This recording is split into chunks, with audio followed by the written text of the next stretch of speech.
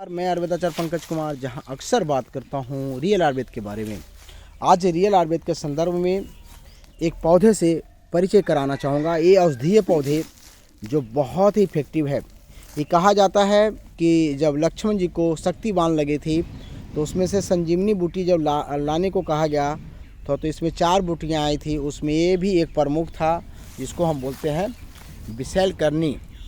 विषैलकर्णी यानी कोई भी विषैले चीज़ें होती हैं आपके बॉडी के अंदर, उसको नष्ट करने का क्षमता रखता है, उसको बॉडी से निकालने की क्षमता रखता है। इसलिए जब शक्ति बाण लगी थी तो उसमें विष बहुत ज़्यादा था, तो उस विष को कम करने के लिए, उसके जो विषैले चीज़ें हैं उनको समाप्त करने के लिए विषैलकर्णी का प्रयोग किया गया था। देखिए होता क्या है कि कुछ ऐसे औषधियाँ होते हैं जो विष को निकालने वाला होता है। जैसे ऐसे भी जनरली आपके घर में डस्टबिन पड़ा हुआ है या कोई कचरा है तो उसको पहले फेंकेंगे तभी तो अच्छा चीज़ कर पाएंगे। तो कोई भी अमृत तभी काम करेगी जब आपके अंदर विष नहीं रहेगी, है ना। तो ये विषैलकर्णी क्या की थी कि विष को निकालने का काम किया था। और आज भी देखिए, इसको पहचान लीजिए। पहले इसके पत्तियाँ इस टाइप से है और इसके देखिए सभी तनों में कांटे हैं, कांटे देख सकते हैं, सभी कांटे हैं, आप देख रहे होंगे।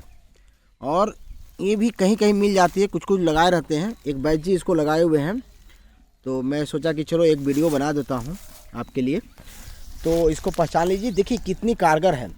अगर कोई भी तरह के कुत्ते या कोई भी ऐसे विषैली चीज़ अगर आपको काट लेते हैं तो इसकी 1-2 पत्तियाँ ले करके और काली मिर्च के साथ 1-2 काली मिर्च के साथ गोलियाँ बना लीजिए, कूट करके पत्थर पे या पेस्ट टाइप के, उसको आप निगल लीजिए, खा लीजिए, तो आपके विष इससे समाप्त हो जाते हैं।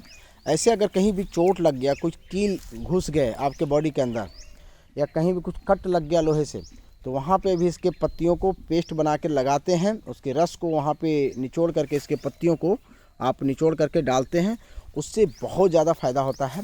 अगर आपको बेहतरीन कहीं पे चोट लगी हुई है ज़्यादा, तो अब इसके पत्तियों को पेस्ट बना के हल्का गर्म करके वो अगर पोटली जैसा करके बांध देते हैं कपड़ों से, तो आपका चोट वहाँ पे ठीक हो जाता है, सूजन चली जाती है और बहुत ही कारगर साबित होता है ये।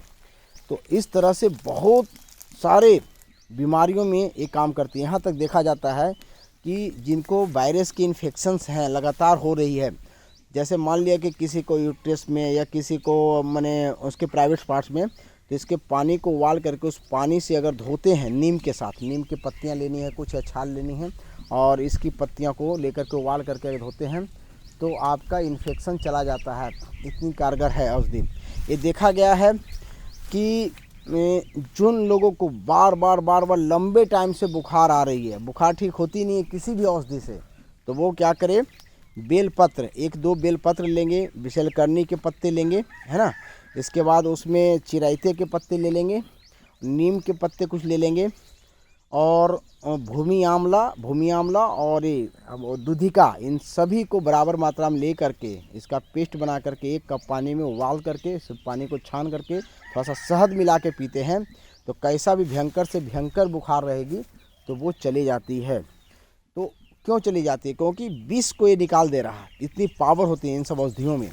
तो हमें ज़रूर इन वनौषधियों को ध्यान में रखना चाहिए, क्योंकि यही आपका कारगर औषधि साबित होने वाला है। क्योंकि अब देखा जा रहा है कि एलोपैथ हद तक काम करना बंद कर दिए हैं, उनकी सारी दवाइयाँ फेल होते नज़र आ रही है और बीमारियाँ ठीक हो नहीं रही है।